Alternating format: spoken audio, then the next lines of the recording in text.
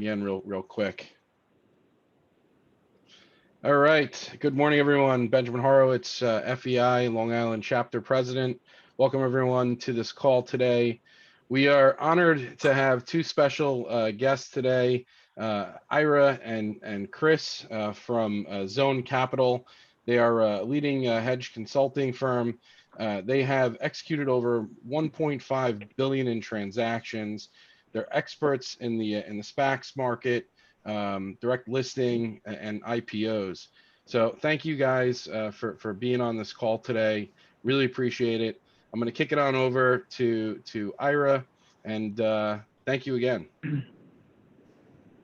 Everybody, thank you for being here. Benji, thank you for inviting us, and good morning from Dana Point, California. We're going to be going over a range of topics today, and then we can turn it over for Q&A.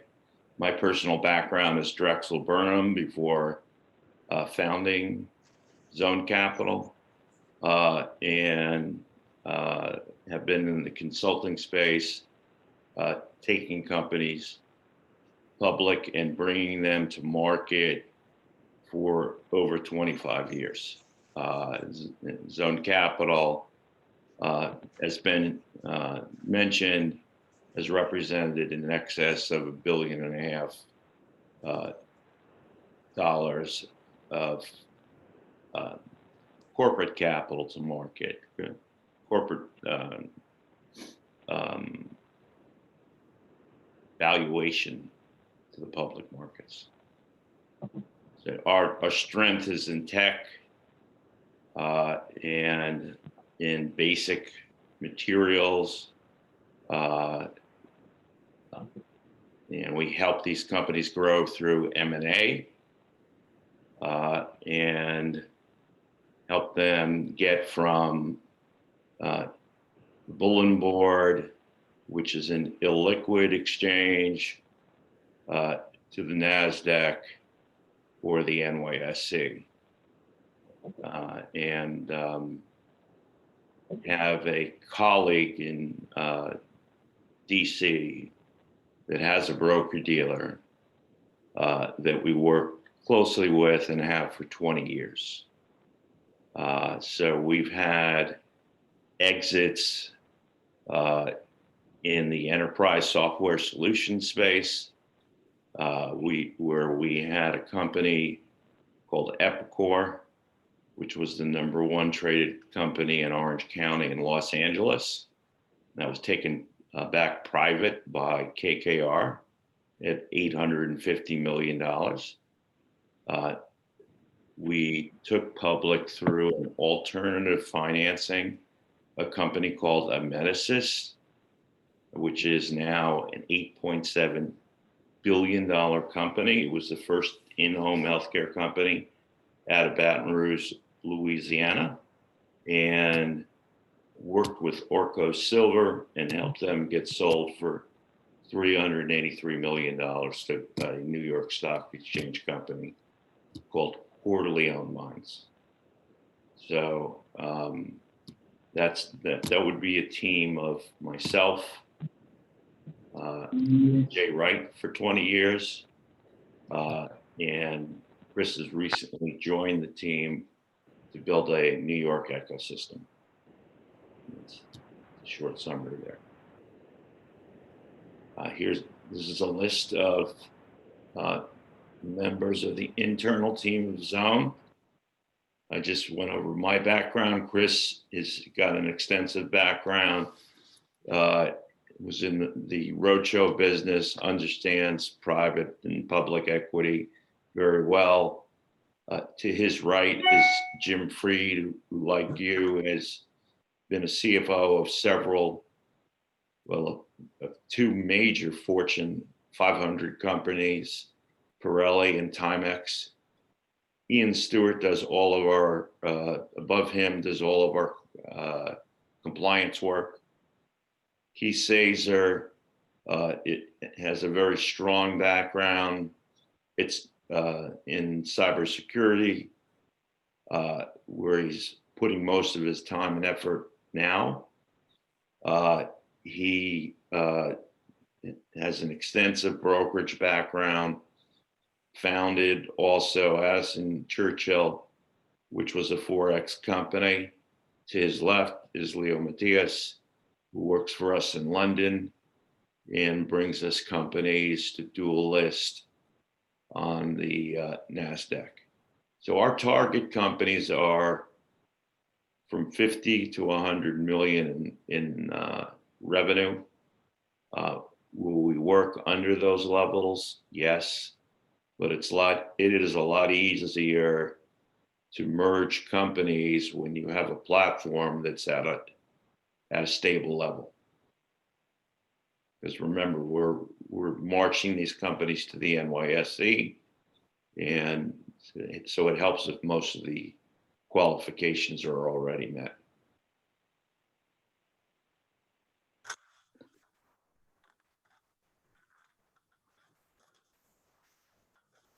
So, all right. So Ira, I know we're popping up the first polling question, and I don't know if it popped up on anyone's screen. Oh, there it is. But at any point, if anyone has any questions about anything that I was talking about, please feel free to ask.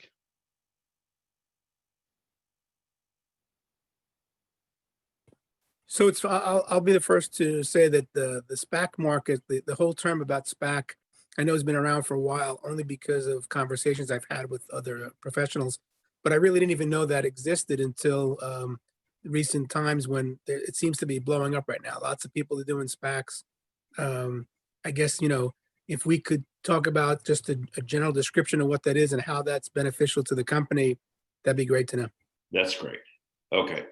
So the first thing to understand with all these methodologies is whether it's direct listing, a SPAC, or an IPO, the situation's only going to be as good as the underlying company. So you had DraftKings go public via a SPAC, which we're going to touch on later. It's got a current market valuation of 15 billion, and it's the largest SPAC to date. Also, Virgin Galactica went public through a SPAC. That's got a market valuation of about 4 billion. A SPAC is simply a form of a reverse merger, which we did for Amedisys, where you have a blank check company that now takes on a company that's qualified. In a lot of cases, these are unicorns coming online to go public and list on the NYSE or NASDAQ. What we've seen is the market is craving software companies and technology, so I expect that trend to continue. SPAC has 24 months to merge, or all money has to be returned. And then one of the risks to the SPAC is that they have to, once formed, they have a year to comply with all SEC filings and SEC regulations. So again, the success has been overwhelming in this environment because it's COVID, because there's no IPO roadshows. $53 billion to date has been invested in the space with mixed results, only because when you have that kind of number, the averages are going to give you mixed results. Great. Sure. Is there any concern about the number of SPACs that are being created now? as opposed to IPOs? And then could those companies, are they more at risk at going away afterwards? Again, it depends. If you're DraftKings and you have the earnings to support it, uh, you're fine. If Virgin Galactic and you've got Richard Branson behind you, you're fine. So it's really issuer dependent. Bill Ackman is putting up $4 billion right now into a SPAC. It's been all over the news. And when you add the warrants into that, it'll be $7 billion.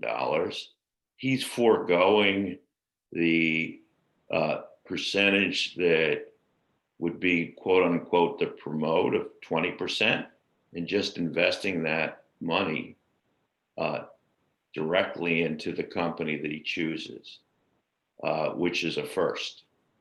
So the succinct answer is some of these companies will go away, just like some of the direct listing companies, just like some of the companies that are on the NASDAQ. You should aim high. And the other risk is management risk. It's no different than when we're taking a company and uplisting it. We're always looking at the quality of the management and the sector. Both of those things have to be aligned. Cool. Does that help? Yeah, no, I get it. I understand. I guess my caveat to everyone is that I guess because the process of doing a SPAC seems a little faster or easier than an IPO. And I think the value of the stock is like set to a set amount in the beginning. I think that makes it easier for companies to go, and you still have to do your due diligence to make sure that company is well founded and well structured before you just consider moving forward with it in a position or investing later. 100% right across the board.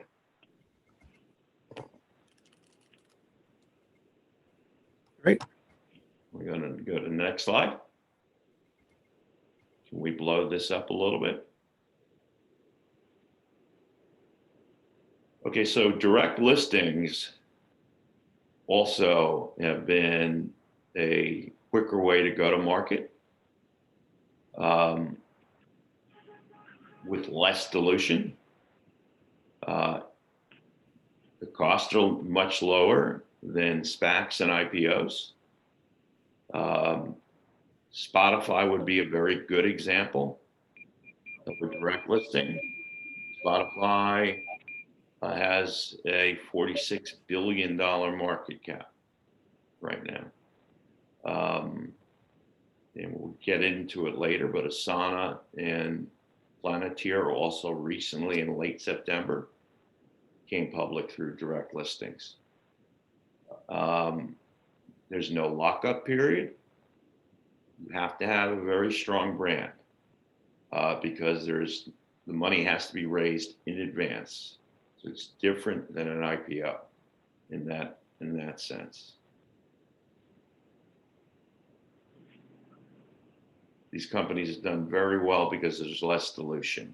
The SPAC we just went over. And then if we're able to shift this a little bit to the left, we talk about IPOs.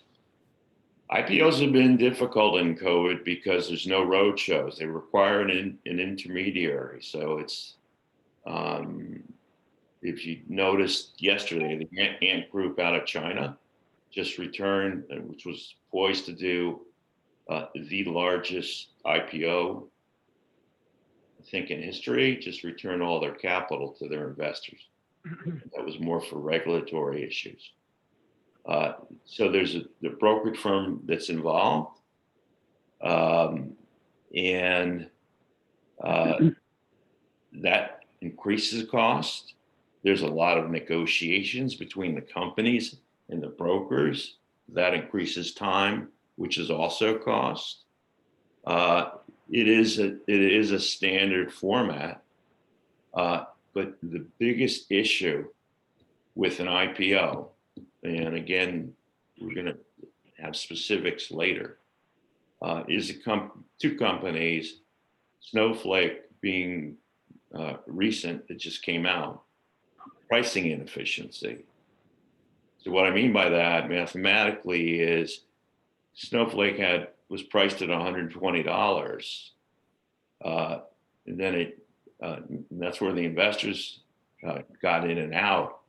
At 245, it bumps up, leaving $3.5 billion on the table. And this happened with Visa as well. So this is another case, Manuel, for the reasons why SPACs and direct listings have taken off, because of the cost and because of the pricing. All right, I have a quick question for you. Sure. What do you see as the prevailing practice in terms of getting the right governance or the right board in place? You know, obviously for an IPO, you know, if the company had a private company board, that might not be suitable for an IP, you know, for a public company. You know, same thing a little bit to some extent with SPACs and direct listings. What do you see as kind of the prevailing practice for assuring they get the right people on the board, or that they recruit for the board? Right. So we're advising a SPAC right now that I'm under NDA for, but you want, just like any other company, people with significant experience. So it, like with unicorns in the case of a SPAC, not to go into the specifics, but people that have been leaders in technology, people that have run or been on the boards of, you know, billion-dollar companies. In every one of our exits, we had top management across the board, top CFOs across the board. It takes that kind of a team to get to $1 billion. Mm-hmm. And that's the reason for the public markets, is to trade on a multiple of EBITDA that you're not going to get in a private market. Mm-hmm. And so I understand the earlier comment of why you would go back private, because if you don't have all of those things put together, if you don't have a hot issue, it's better to be private than public. Right now, when you're having these kinds of names in the SPAC markets and these kinds of arbitrages in the direct listing markets, there's going to be a continued surge in each of these. Direct listings as a firm we're better suited for, because we can take a middle market company and bring them up to the NYSE or to the NASDAQ. But it's all management and sector driven. Yeah. Yeah. Okay, thank you. Sure. Yeah, hi, Ira, Steve. Just had a question about corporate governance. You know, for the target company of a SPAC, you know, if there isn't the required skill set needed, you know, to operate as a public company, that target company, how do you bridge the gap? Do you fill that in with consultants from, you know, maybe some of the big four firms, or what kind of challenges have you had in that space? In SPACs, we've been fortunate, but you're talking about at the higher levels, Fortune 100, Fortune 500 type executives all the way around. These companies, think of them like plays, right? We've got to be good all the way down to each supporting actor, because the market will feel it, they'll know it. And so at each level, just like a sports team, you're as good as your 8 or 9 hitter in baseball. You have to have that kind of quality, because in due diligence, the institutional investor who you're selling to is going to know. You know, one of the questions I think is important, and Steve brought up a good point, is qualifications for your senior management or advisors. I think, correct me if I'm wrong, and maybe I'm wondering the difference between the reality and the perception, whether your company, as a result of going public, it came from an IPO or from a SPAC or from any other opportunity. Those mediums are just the way of getting to the public company. Once you're a public company, it seems like you should be managed or judged the same. Is that correct? 100% right.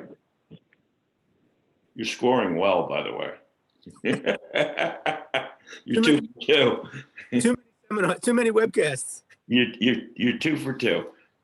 What the point of this slide, obviously, is the reason for the prominence of the, specifically during COVID, for direct listings and specs, and the fact, frankly, that our firm is involved in both.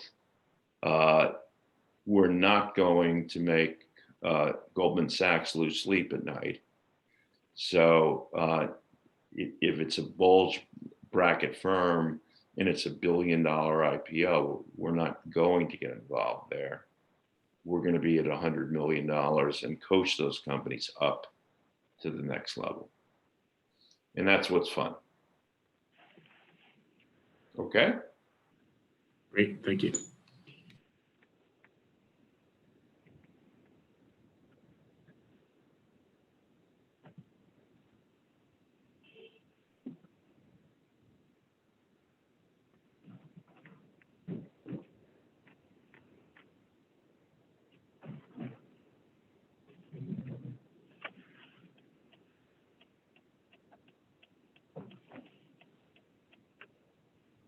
Hello? Yeah, Kelly, I can help with the answer here, but I think this is for the audience to answer first. Yeah, Vinny, Vinny's on the call. That's why. Yeah, Vin, they just put a polling question up on the board, so that's why. Oh, I thought I just lost reception. Okay, thank you. Yeah, the question is for direct listings, why do you prefer them? Cost, speed and efficiency, or alternative to a listing on exchanges? You can rule out 3 because you are going to list them on an exchange. You're going to list them on a NASDAQ or the NYSE. It's a faster way of doing it. It's an efficient way of doing it, and it's less expensive.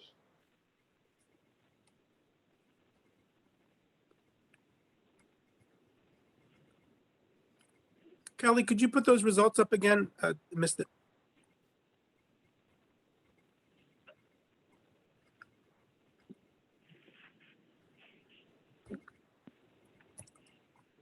Thank you.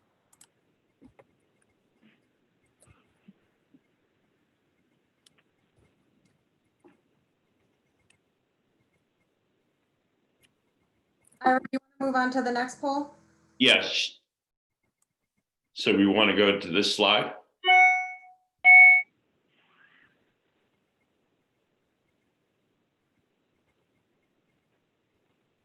Vinny, you can't see, but we're on the last polling question.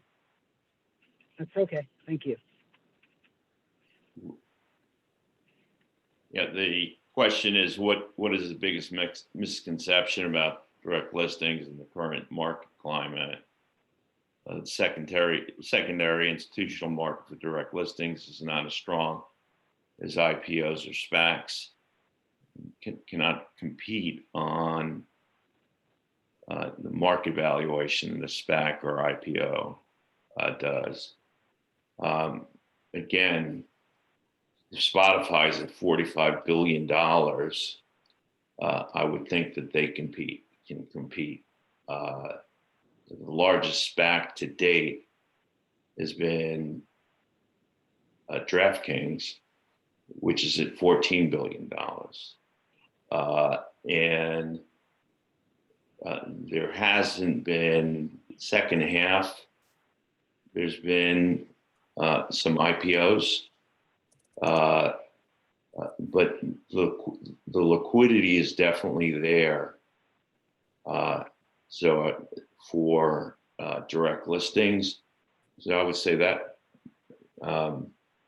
goes to Manuel's point. Once they're on an exchange, you're as good as your earnings. You're as good as the sector in the business case. Ira, how do they establish on a direct listing? I mean, unlike an IPO where you kind of have other bankers involved and you have various mechanisms to test pricing before you IPO. On a direct listing, how do they establish initial value? So they, first of all, they're funded in advance. Right. And so the company is then telling their investors what the last valuation will be and where they're going to go public at. And then they direct list at that level. So they're not getting necessarily the same type of feedback prior to the listing that an IPO would. Or I don't know, would you agree with that? Right, but they're not getting the intermediary costs either, right? And they're still being fairly priced. They're not leaving a lot of money on the same amount of money on the table that an IPO does, as we've seen recently. And they're still able, like Asana that just came out, and Planeteer, that's a $17 billion company now, Planeteer. So you can, plus you're saving all of that cost. So transaction again, they're also liquid right away. So this is why there's been a paradigm shift. Plus, you're dealing with COVID again. But if I'm a CEO of a private company, I'm definitely looking at this. Airbnb is looking at this as a possible alternative to a SPAC. That's been in the news as well.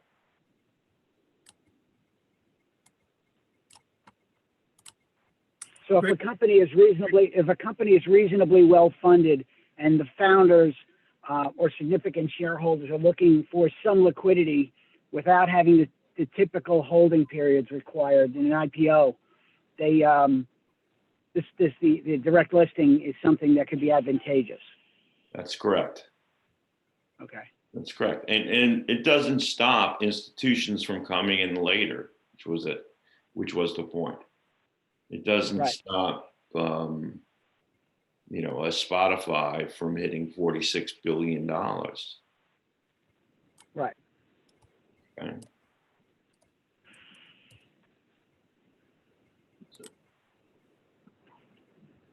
Okay, so you can take this, I think, down now. So because it's right in the middle of the screen, Kelly. The poll results.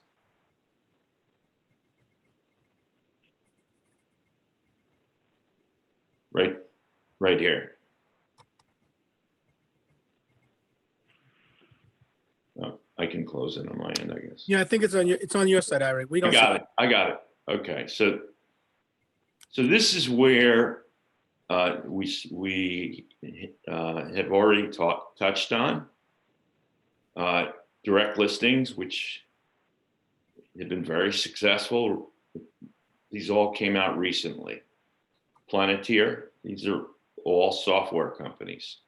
So it shows you that the market really wants these types of companies to come public and can support them. Planeteer, which is a big data company, was able to close 30% above its reference price. Has a $17 billion market cap now. Asana, which is a web-based software platform, closed above 42% above its platform, above its initial price. And then Snowflake is what we discussed before. They had a very successful IPO, since the largest IPO for a software company. But look at the pricing disparity. The investors get 120, and they missed $3.5 billion that was left on the table, plus the additional cost. It's not to say that Snowflake's not a great company, because they obviously perform post. It just shows you the differences in market efficiency. That was the purpose of the slide.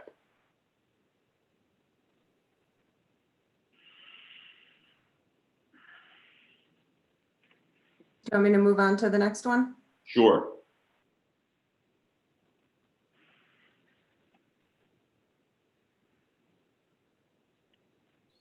So the polling question is, what's the biggest downside of IPOs?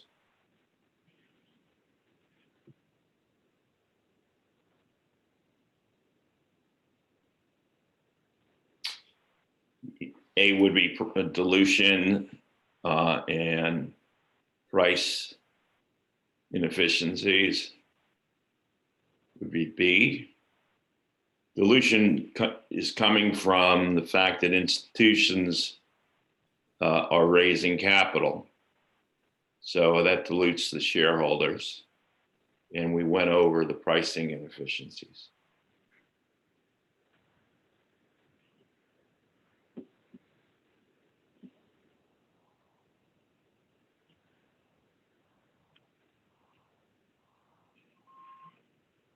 Did you cover this slide, or do you want me to move on? We covered it. Okay.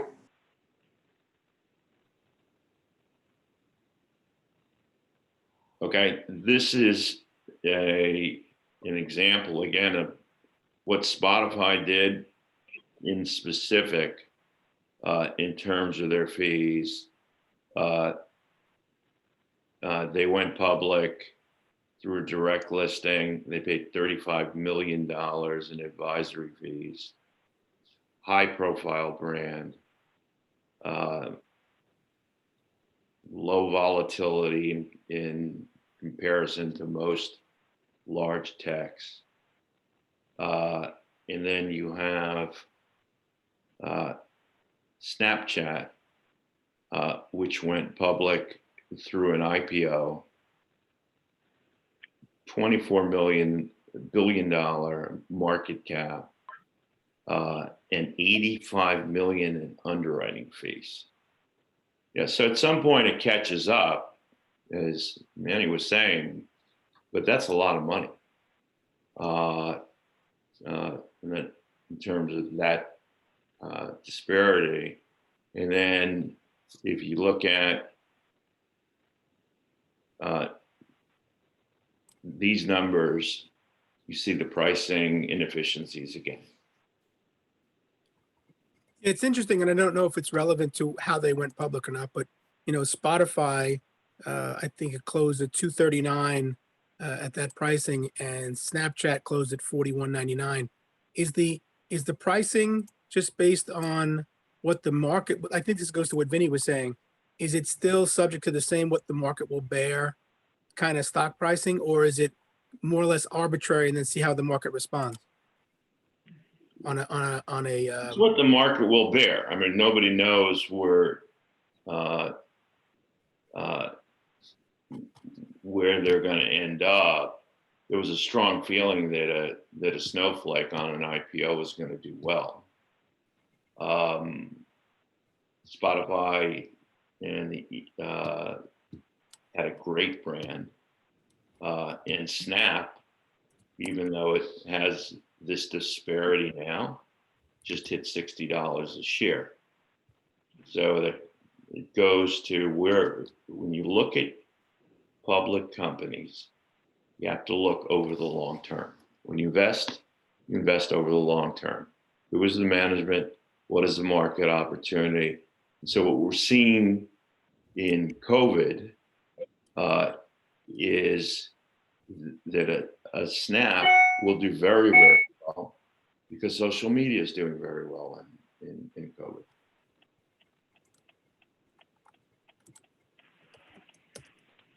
Yep. Next slide.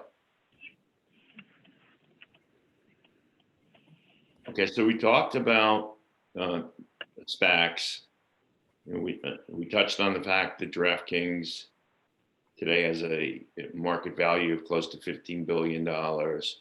It's very liquid, 24 million shares a day. Upcoming is Open Door. It's being brought public by a firm in San Francisco called Social Capital. That group brought Virgin Galactic public, and the major players in the SPAC space. Open Door wants to be the Amazon for real estate listings. It's originally priced at $4.8 billion. And like Virgin Galactic, where space travel could have $1 trillion market potential, you have that market potential here with Open Door. Because again, this is a paradigm shift. This is all a bet on what's going to happen post-COVID. And everything moving online, you're going to see, not that this is a recommendation, but coming online will be the DoorDashes of the world, the Instacarts, because the market is craving them. And any kind of healthcare online, or like we did with Amedisys, which I'm proud of. Amedisys was rated underperforming. I mean, we literally had, before we got to Ben, our one pager on the firm, the stock moved from $6 billion worth of market value because of COVID to $7.8 billion. We didn't even get them the current numbers. So that gives you an idea of how, as environments change, market leaders change. I mean, it used to be a time back in the 90s when you could merge companies a lot easier. The GE was a market leader because Jack Welch was able to take different divisions and merge them together with stock. And then that growth in that sector became out of favor. Now anything that's online becomes very much in favor. So that's companies like Lemonade that just went public. So I would also say that renewable energy will be in favor. And so you're as good as your group. Again, those should be the takeaways. No matter what vehicle you choose, you're as good as your group, you're as good as your management team and your opportunity and your ability to scale. have you managed $1 billion company before? Who are your advisors?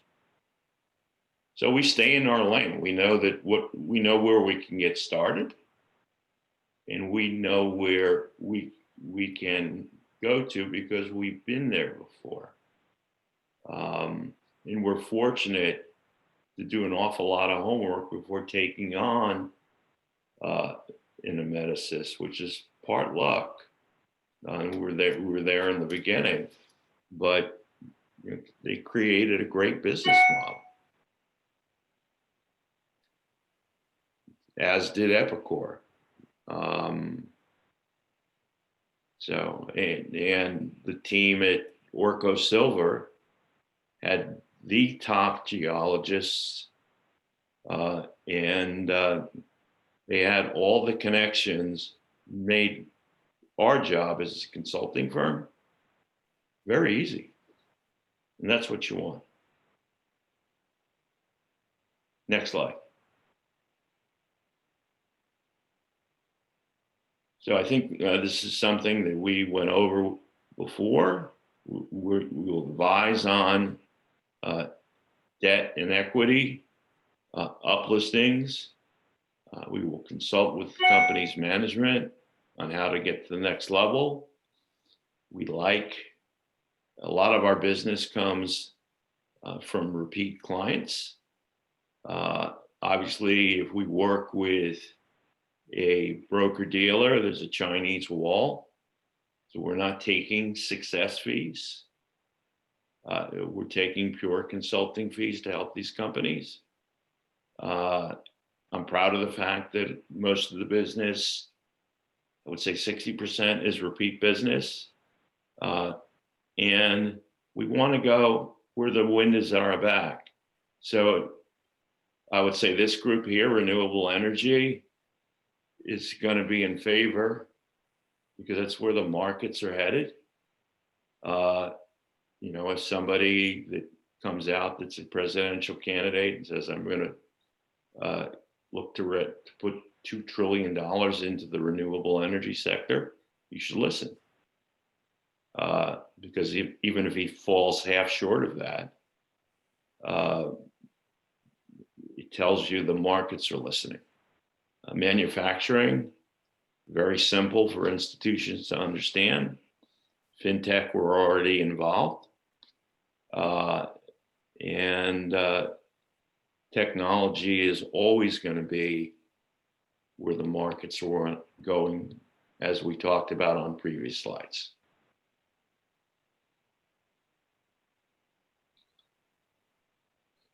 In closing, I really appreciate the fact that Ben invited us to this event.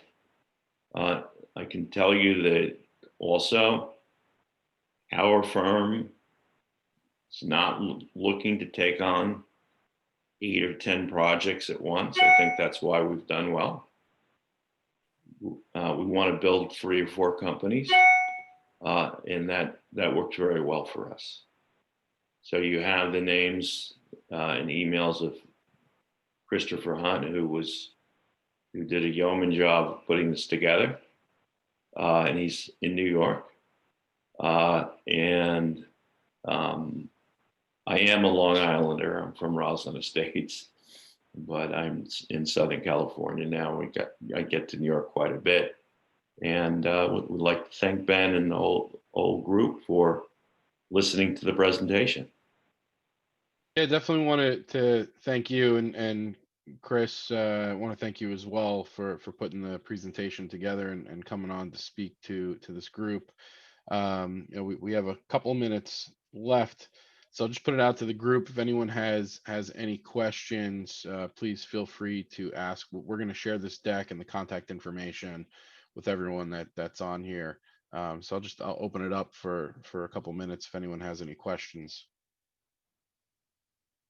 I have a question. First of all, Ira, thanks. I mean, great information, some good insights in here. But what would be really helpful, at least for me here, is can you run through an actual SPAC transaction? The actual reverse merger, what type of company, you're looking at, and that initial, startup of the blank Sure. check company piece of it. Just simply, I'm not looking for, 30,000 feet, deep on this thing. I'm looking for the high level one. That's fine. So you have a blank check company. Okay, it's got to raise its initial capital. It's got to raise enough money to support the incoming company. So there's a definite ratio between how much that company they feel is going to need and as to what percentage they're going to receive from that company. And then from there, once that money is raised, they merge in that subject company. The subject company is not announced prior. They have 2 years to complete the transaction, to put the management together, to put the executive team together, to put the obviously the accountants and the lawyers play a significant role in New York. There are firms that have done a significant amount of business, both on the accounting side and on the legal side, coaching these companies to this level with us. Then the SPAC is announced, it's merged after it's been merged in. So that's why you have a situation where you have Pershing Square Capital Holdings with Bob Ackman, who's certainly a significant player, who says that, hey, you know what, I've got $4 billion, but he's not naming the target. Can't name the target until it's merged in. So then it's merged in, okay? It then trades like like an IPO, and it, as I said, has a year to comply with SEC filings and regulations, and that is why you need a good CFO team. So, can it be done faster than 2 years? Absolutely, and that's the reason why there's so many coming online. It doesn't require 2 years to put a SPAC together. I want to make sure that that's understood. That's Okay, great. thanks. That's great for expediency. I think, again, the caveat for future investors or people who want to get involved is, the due diligence also has to be done within a shorter period of time so that you feel comfortable with what you're moving forward. That makes it a great thing because there's plenty of opportunity, but it also makes it a deeper level of research to make sure that you're making all the right moves since everything's moving so quickly. Right, but who are the players? It comes down to who's leading the SPAC, just like who's leading the IPO. Certain names are going to make people more comfortable than other names. Right. And that's where that comes into play. So investors are going to be comfortable probably with Richard Branson. True. Billy Beane. There's a very exciting SPAC that's been announced. It's on my LinkedIn page with the Red Sox and the London soccer team that's being put together. And just in media rights alone, that mathematics seems to work. So there's enough news out there about what's going on for the investors to see if they want to participate and answer your question. Hey, Ben, I think we're coming close on the hour. or we're on the hour. Did you want to Yeah. close with anything? Yeah, again, I just want to thank everyone for coming on. Ira, Chris, thank you both for taking part in this and leading the way for this call. Again, everyone will receive a copy of this. Everyone will get Ira's and Chris's information. I If you have can any, type in my number now and email. Okay, and then we can close on that. yeah, sure. So Yeah. if anyone has any questions, again, you're going to have their contact information. Please feel free to reach out to them or anyone that's on this call. If you're not following FEI, please do follow us. Love to have everyone on here on any of the future calls that we'll have. Manny, you have something to say? Yeah, I just wanted to say, I put my info in the chat. I know that not everyone's done that, but we're not already, I think it's a good for folks on this call. It just keeps everybody in touch and aware of what's going on, both in the industry and for us as professionals on Long Island. Yep.